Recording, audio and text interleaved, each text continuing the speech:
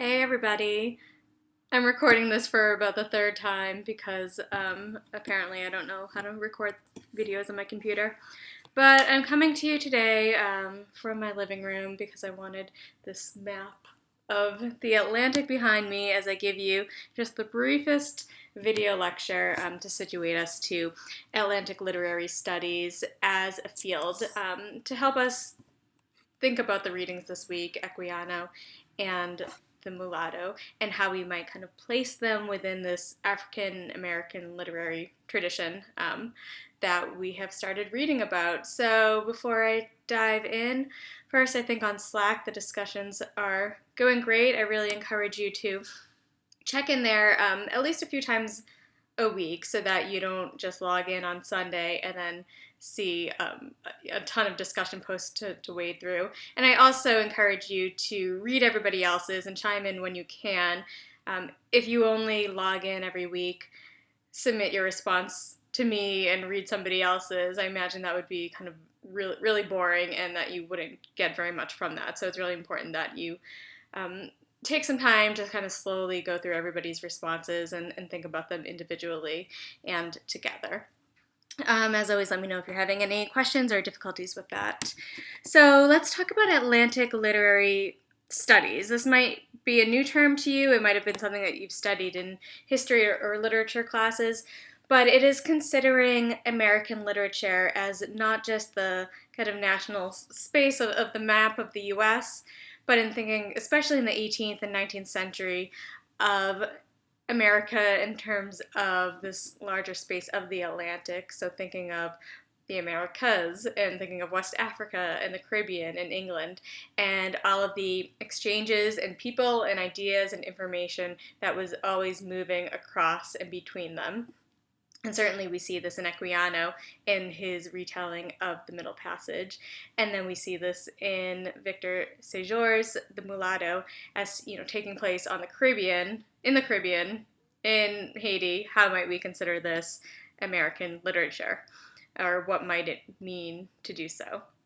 So Atlantic literary studies is a relatively young field that's in the midst of a rapid change and expansion.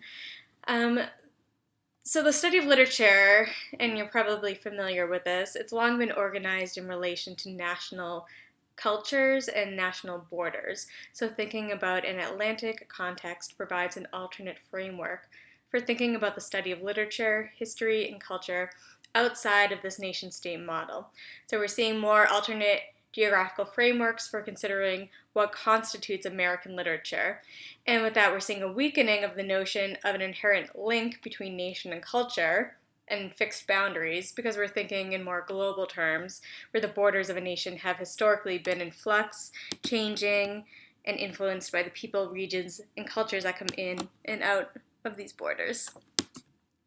So one useful way of thinking about the writing of Atlantic world literature and history is to think about it not as fixed and unified in one particular geographical moment, but in terms of networks of exchanges that were necessarily colonial, Euro-colonial, African, diasporic, Native American, Caribbean, etc.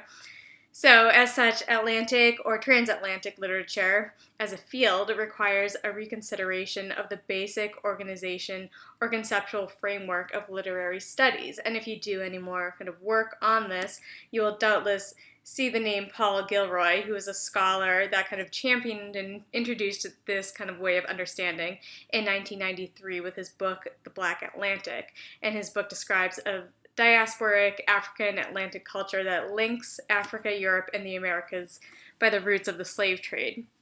And these non-national frameworks for understanding the development of literary and cultural traditions proposed by Gilroy and now many others after him served as openings in the field of Atlantic literary studies that moved us beyond accounts of this unidirectional westward movement of European culture and Enlightenment culture of the New World.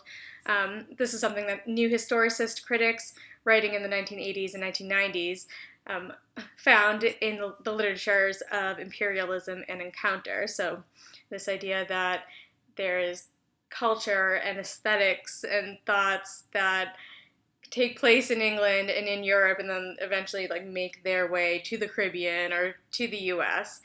So now we're saying, well, no, these kinds of texts and stories were already existing in West Africa, in the Caribbean, in the Americas. They might look different or sound different or have a different feel or have different voices than European Enlightenment texts. So, like, let's look at them for what they are and kind of look at who these voices are. So, again, reiterating Adichie's notion of let's not just let's look beyond the one single story.